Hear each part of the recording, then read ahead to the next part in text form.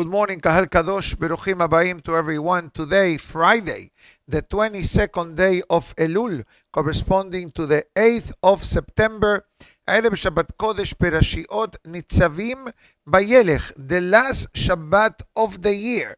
Be'ezat Hashem, Makam Siga. So we're going to try to divide the class today in two parts. I want to catch up a bit with the daily message of Rabbi Moshe Cordovero, and then we have two perashiot to cover. So Be'ezat Hashem will try to wrap this up in an expedited manner. So let me just turn to the right page right here. Nice, nice, super nice, mega nice. All right.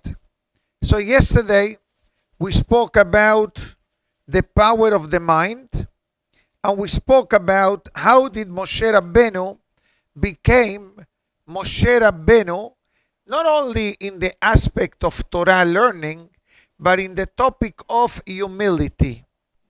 And somebody approached me after the class, and he wasn't comfortable on one of the things that I said, which is fine. I don't mind. How do I say this? There is a word for this in English. Constructive criticism never killed anyone. But Baruch Hashem, I don't take it as criticism. I take it as a comment. And the person didn't understand, how can I say that we can reach the level of Moshe Rabbeinu? So perhaps I will clarify. Maybe it was understood that way, but I'm strong in my conviction. Explaining that Moshe Rabbeinu has different aspects. One is the godliness of Moshe Rabbeinu in the sense of being Hashem selected, the chosen one, to give the Torah to Am Israel, fighting the wars and defending the Jewish people are all situation. And the point that I was actually paying attention to was the topic of humility. And we also explained that Moshe Rabbeinu could have been not the most humble person in humanity, because Moshe Rabbeinu, as I said, was raised by Paro and his daughter. He was raised in a palace. He was considered a king himself, Moshe Rabbeinu. So if he had a bit of arrogance, Haz v'shalom, we would have understand it. But I'm going to repeat again what Rabbi Moshe Cordovero said yesterday, and I hope that this will dissipate any doubts. It says, you know how Moshe Rabbeinu was able to become a humble person? Because he constantly thought about Hashem. And I'm not saying that this is something automatic that we're going to do it. But I will tell you one thing. I did it yesterday.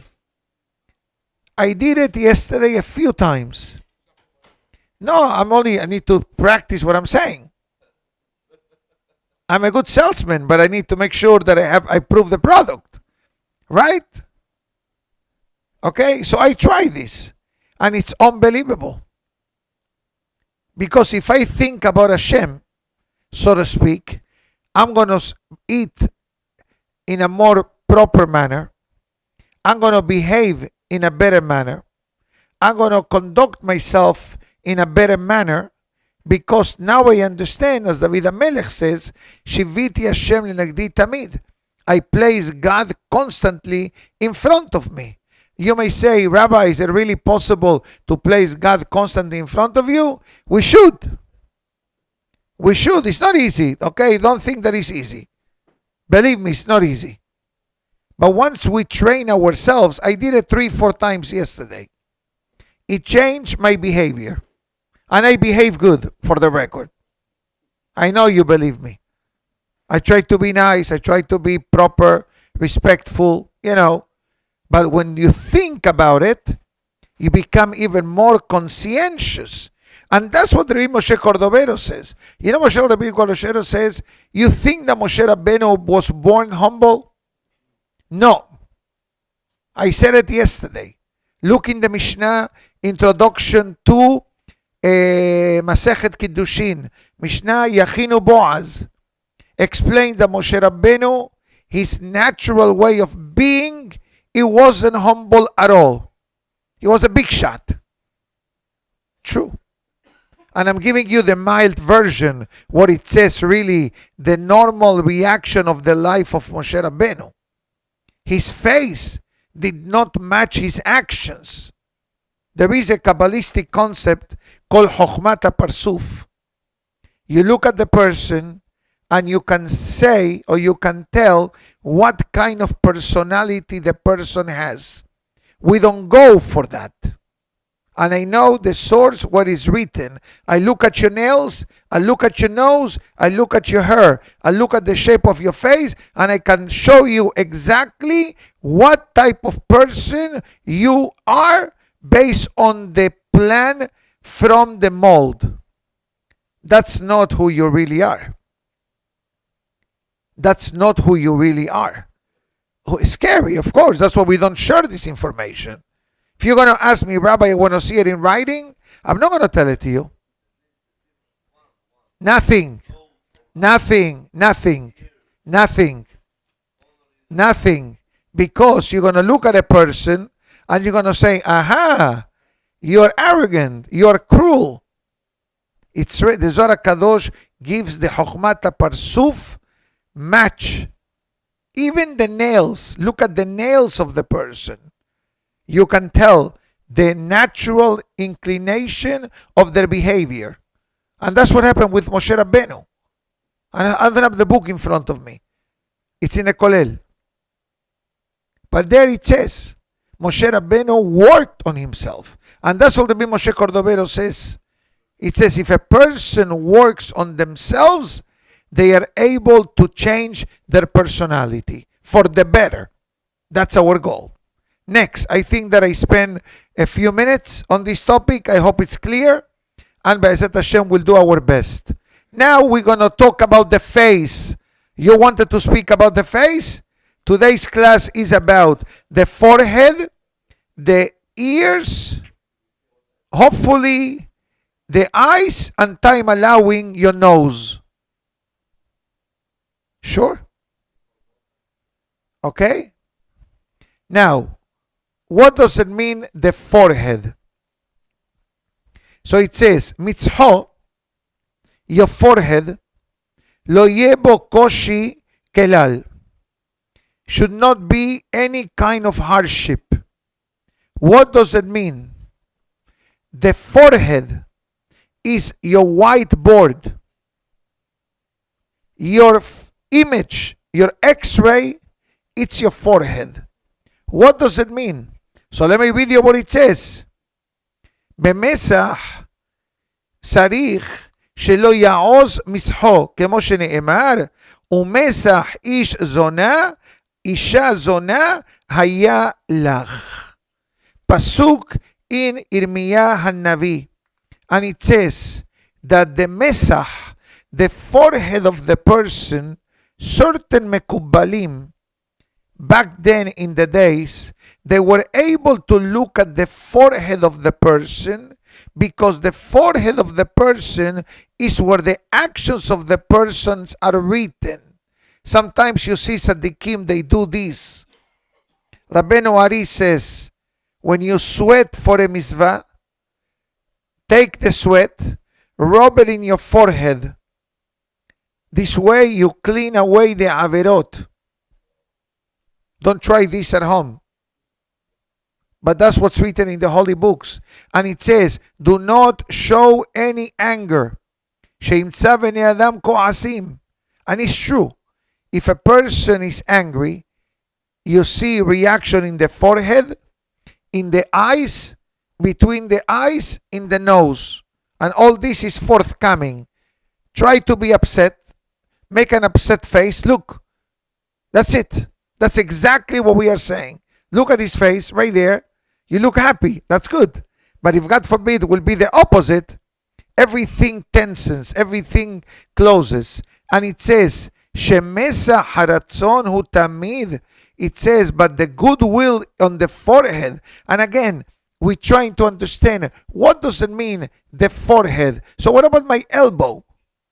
What about my arm? I don't have the answer to that. So far, we're concentrating today on the face. Why? I said this 2 days ago, or 3 days ago maybe.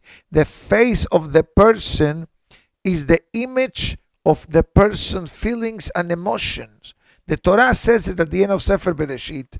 So it says, Beishatef Chochmah, and it says, do it in a good way. And it gives a whole explanation. Let me read one or two, so at least we have a better understanding. And it says the following, Tamid Noach Laberiot.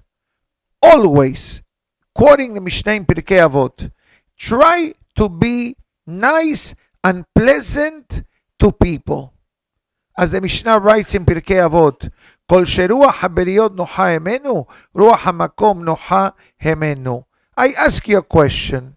How do we know if God likes us or not? There is a formula. There is a formula.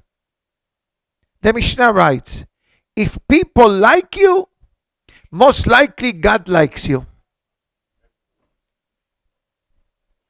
Not everyone is liked by everyone. You need to know this. Chas v'shalom. Thank God we are good people. So the Mishnah writes, Kol sheruach haberiyot nocha hemenu, ruach hamakom nocha hemenu. If we have a good interaction with people, me'urav im haberiyot, you function like a normal human being, properly respectful, thoughtful, kind, benevolent, etc., that creates a good feeling when people are around you. But if you're Tisha B'Av on 2 legs, that's basically the way you function. Guess what? Nobody's going to be next to you. You're a nice fellow, thank God. Baruch Hashem. But there are those that are not. And they're very negative and they're very dark and they get upset for no reason. So guess what? Who wants to be a friend of those? We not. So that could be an indication that in Shamayim they also feel like this about the person. Next, the ears. Sheyoznav notot tamid lishmoa hatov. Open your ears to listen good things. What is good things? Comes the Reshit Chochmah. The words of Torah, the words of prayers, and the words of needs. But avoid listening to Lashon Hara or vocabulary that is unpleasant, but, and here is the challenge, imishma herpato. Let's say that somebody, God forbid, curses any of us. Now, tomorrow night, according to the Syrian tradition, we're going to be doing Atarat Nedarim and Atarat Kelalot. The second one tomorrow night. For those that are going to be here, next Friday morning we'll do the same as a makeup. So it says, Imishma herpato lo yashiv. Stay quiet. Not easy. Not easy. Somebody screams at you. Somebody curses you out. It takes a lot of effort, a lot of energy, and a lot of self-control. And I like to add, Irat Shamayim, not to answer. And it says, and why should a person not answer? If somebody's mistreating you, somebody's cursing you, why you should stay quiet? Are you a chicken? Wait. It says, very simple. That's what they say. And I use a mild word. They use worse words. The one that is quiet is the winner. But you know why the Reshit Chochmah says act in this way? Because this is how God acts. God is insulted. You want to know how you insult God? You want to know how we insult God? When we do things which are wrong. That's simple. God gives you money and you use it for the casino. God gives you money and you buy non-kosher food or addiction. I know you're a tzaddik. I know. You're a tzaddik. But people do like that. The reality of the world is that people function in this way. That's basically what it means. And I only use simple examples. I can give you more examples. But I don't think there is a point to do so. I think the message is that even though HaKadosh Baruch Hu, that's what he says, that Hashem gives us whatever we have, the question is, how much really are we doing things in accordance to Hashem? God gave you money for vacation and you travel on Shabbat. How do you think God feels? Bad. That's exactly what he's saying. And yet what God does, he keeps showering you with beracha. You understand? Why? Because Hashem has tolerance. Hashem could have reacted and said, you know what? Shut down the bank account. I'm giving you the money. You're not using it properly. You're not living next to the shul. You don't give tzedakah. You don't give ma'aser. You go to the casino. You buy non-seniut clothing. Why should I give you all this money? God forbid. Can you imagine if God will act this way? It will be a disaster for everyone.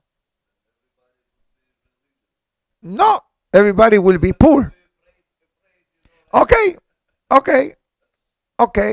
But obviously we don't have to reach that level because of the fear. We already learned in the past that serving Hashem out of love, it achieves more than serving Hashem out of fear. What you're talking is about fear. People do things because they are afraid of. Believe me, even though we may be afraid, people still do things. So that's basically what it says here. The same way that Hashem does not react. But I must say one thing. That I don't think none of us knows what is the allowance given to each and every one of us. We don't know. The allowance of doing things without feeling a sense of guiltiness or responsibility. Maybe Hashem gives a person 3 chances, 100 chances, 30 years, 20 years, 100 years, a lifetime. We have no clue, one time even. We have no clue of how does that work. So don't think because we may have been doing certain things for a certain amount of time and nothing happens that, okay, that's acceptable. No. And it goes even further and it says that even when the person's behavior may not be worthy to listen to their prayers, nevertheless, eno monea hazanat haoznaim. Because a person may come to Hashem for asking certain things, and God may say, you come to me only when you need me? Let me see your account. If God will audit us every time we ask for something, forget about it. So Hashem listens to our prayers. Why? Shehem rahamim peshutim. It's part of the second nature of HaKadosh Baruch Hu, that Hashem has compassion and Hashem has mercy, even when the person may not be deserving. That's why we say in the Selihot, we said earlier, Ki eminecha peshuta lekabel shavim. Hashem extends his arms to welcome back. Goes even further. It says, the deficiency of the ear writes about the topic of Lashon Hara. I don't think we have to revise it again, but we cannot forget the fact that Sunday is the yortzeit of the Hafetz Haim. Hafetz Haim was the master teacher of Shemirat HaLashon. So it says here the Gemara that when it comes to quoting also from Shara Hinuch, Rabino Yonah, Masechet Makot, etc., talks about how many people get involved in the sin of Lashon Hara. The speaker, the listener, and the one that we spoke about. Minimum 3 people.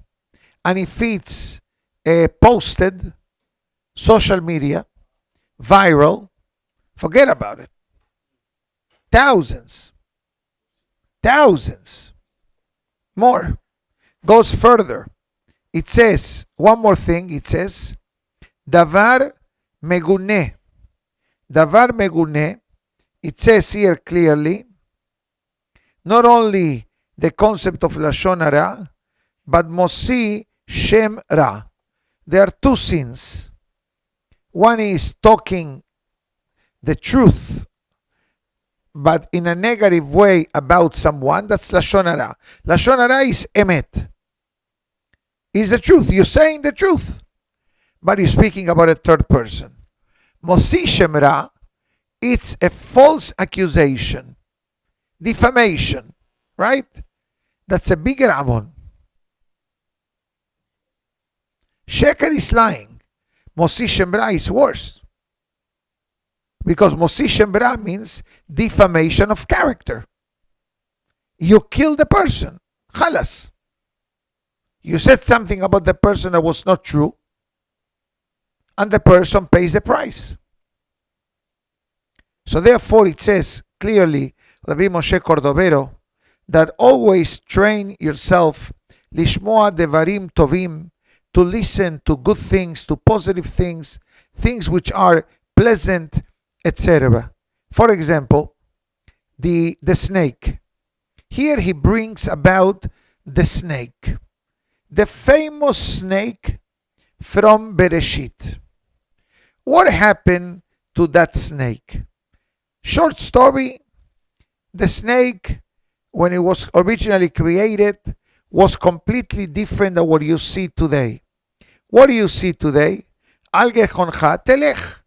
The snake crawls on their stomach. It used to be a time that the snakes were able to communicate with humans, and humans had 2 snakes shamash, and the snakes had a certain height to serve humans. I'm not going to go through this. Go to the Midrashes in Sefer Bereshit. You'll see exactly what I'm saying. Yeah, that's it. It lasted 1 day. So what happened with the snake? The snake is one of the most despised creatures by Hashem. God despises the snake for everything that the snake did.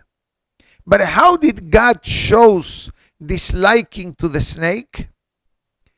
By food. The Pasuk writes that the snake will eat from the dust of the earth, and because dust is found everywhere on the earth, so guess what? God created a situation that the snake doesn't need to pray for food, because always has access to food. To you, to me, may appear, wow, a beracha. No, that God's telling the snake, I don't want to hear from you. So I'll make sure that you have what to eat. If you have what to eat, you don't call me. If you have parnasa, you don't call God. That's what happened with the snake.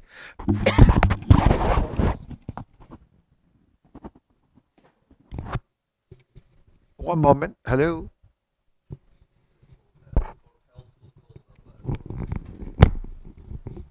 That's it. Of course, for health you will call God. For Shalom Bayit you will call God. To have children you will call God.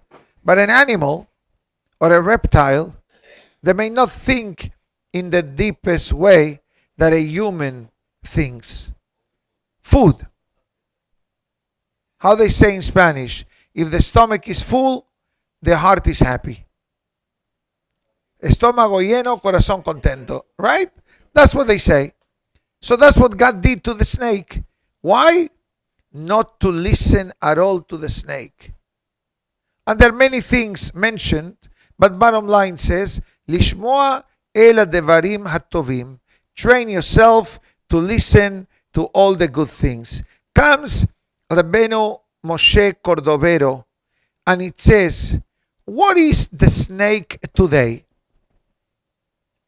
What is the snake today? In the time of Bereshit, from the Torah,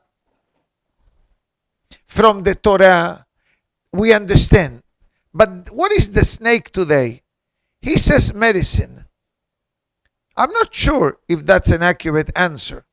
I do know that in the field of medics, the snake is the sign. Correct? And we're not talking about pharmacy, pharmaceuticals. I don't want to go into a controversial topic because we don't know enough. Okay, each person follows the doctor and pray to Hashem. But what is the snake of today? So it says very simple, kohot ahitzonim. What does it mean, kohot ahitzonim? Matters of adversity in the life of the person. I repeat, matters of adversity. When there is a dark cloud on the life of the person, that means that there is some type of negative force disturbing our life. That's in a nutshell what he says. Now, if that's the case, who doesn't have in their life headaches? The only time the person is free of all, the pasuk says, Lametim Hofshi. In English means, yani after 120, you say, okay, I don't have. Which is not true. You need to know this. Don't think for a moment. I'm going to stop this topic today. I want to speak about the Perashah. But I'm going to put a small sign. So, B'ezrat Hashem, Sunday, we need to learn about the Hafetz Haim. But we also we're going to catch up with the 2-3 more messages. You think for a moment that when a person leaves the world, the neshama is on vacation mode? The neshama is not on vacation mode at all. Not even the body is on vacation mode. That's a different story. Why not the neshama? First of all, let's be honest. Everybody goes through din b'hishbon. Every neshama goes now through their bedin.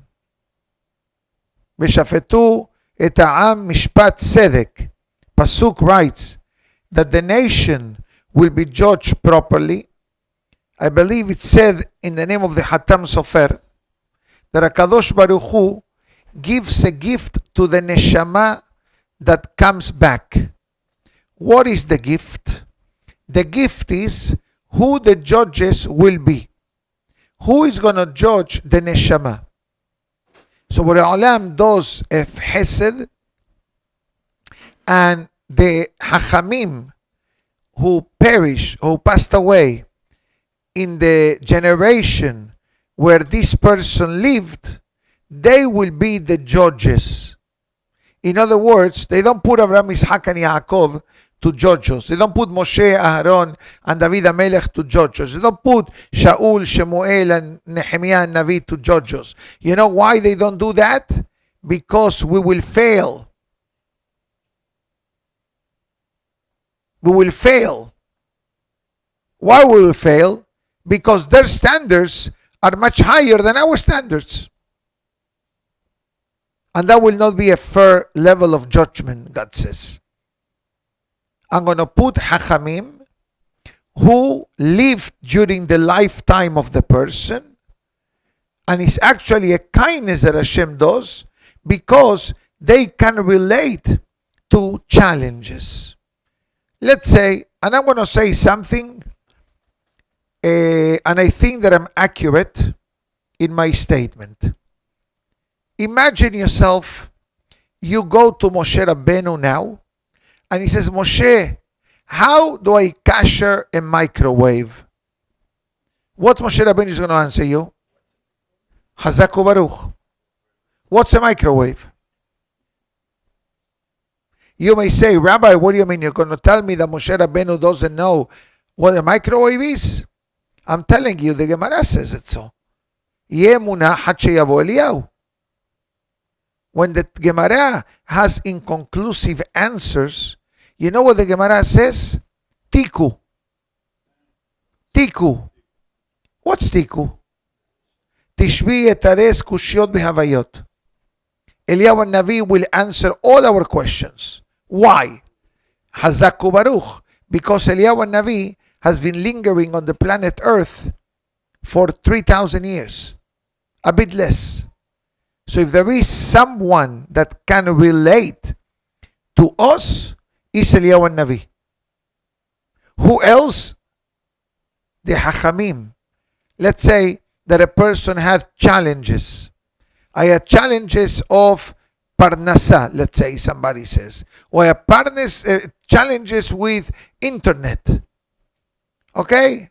Hachamim of 50 years don't understand what the internet is or was. Hachamim of our generation understand. So they understand what does it mean to be a compulsive shopper by going to Amazon. You understand? Is a hesed that HaKadosh Baruch Hu gives us to get an easy, and I don't want to say the word easy, but to get a benefit of the doubt type of resolution upon us. That's what the great Rabbi Moshe Cordovero writes. Perasha Nitzavim. Atem Nitzavim Hayom Kulechem. Everybody knows the famous Targum that says, Atem Nitzavim Hayom Yoma Den. The day of judgment. The day of judgment, everybody standing in front of Hashem, Jews and Gentiles alike. First round, the Jewish people. Second round, the rest of the world. Haim Tovim. And it says as follows, Atem Nitzavim Hayom. So what's the meaning of the word Atem Nitzavim? Why the Torah uses Atem and Kulechem? Atem means you. Kulechem, all of you. Why the redundancy? So he brings here in the Sefer Ismach Melech that the word Atem is Otiyot Emet. Emet means what? The truth. It says if a person is truthful with themselves, they will find their own way of doing teshuvah. Powerful. And it says that another way that a person can have an access to teshuvah is always is emet, not lying. The pasuk writes, Dober shekarim lo ikon leneged einai. God cannot stand someone that lies. You know why? The Gemara writes in Masechet Shabbat, Chotamo shel HaKadosh Baruch Hu emet. The rubber stamp of Hashem is the word emet. And that's what the pasuk says, Atem nitzavim. Says, don't read the word atem. Says emet. If you and I carries a flag that says, I don't lie, I always say the truth, you get guaranteed approval in Rosh Hashanah. Because God picks you from the audience. Oh, I love him. Tell him approved. Why? He did this. Says true. But he's emet. He doesn't lie. And he goes further and it says, Shal yedei emet, through the person being honest with themselves and not lying. And I clarify, not lying means in the way they talk, and being honest with themselves is recognizing the ways of teshuvah. Guaranteed that the pathways of teshuvah will be open for this person. Why? Because we are acting in a way that Hashem loves. I said the pasuk before. Dober shekarim lo ikon leneged einai. You know what's the meaning of that pasuk? God says, I cannot stand someone that lies. That's the meaning. He says, Dober Shekarim, the one who lies while they talk, Lo yikol neged einav, is nothing in front of me. Why not? Because Hashem doesn't go for the sheker. Hashem goes for the emet. One more thing. Maybe we'll do something from Perashat Vayelech, since we have two Perashiot. I have it on the second page. Perashat Vayelech. I'll tell it to you by heart, because I just saw where it's written. These two titles, I'll finish with this, are two opposites. One is Nisavim, standing firm, and the other one is Vayelech, go. So which one is it? Do I stand or do I go? So the short answer is, in the day of Rosh Hashanah, we stand. We parading in front of Hashem, the way the Mishnah writes. But the mission of a Yehudi is Vayelech. You need to be constantly moving. What does that mean? Allow me to explain with the difference between a human and an angel. A malach. A malach, the Navi calls him Omed.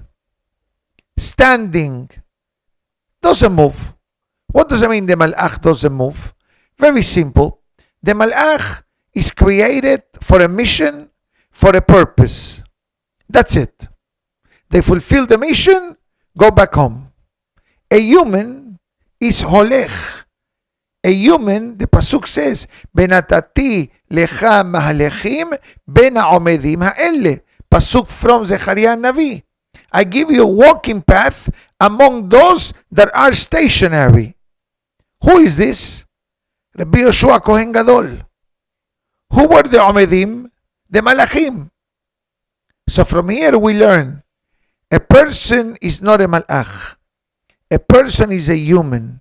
And a Jew must have a constant flow of Kedusha, of Tahara, of Torah. And there is no a concept of I'm stationary. In Avodat Hashem, either you go up or that you go down. And that's why the parasha number 2 is called Vayelech. Vayelech. Constantly moving, constantly in motion. קהל קדוש, שבת שלום ומבורך to everybody, תזכו לשנים רבות, ברוך אדוני לעולם, אמן ביאמן. רבי חנניה בן הקשיא אומר, רצה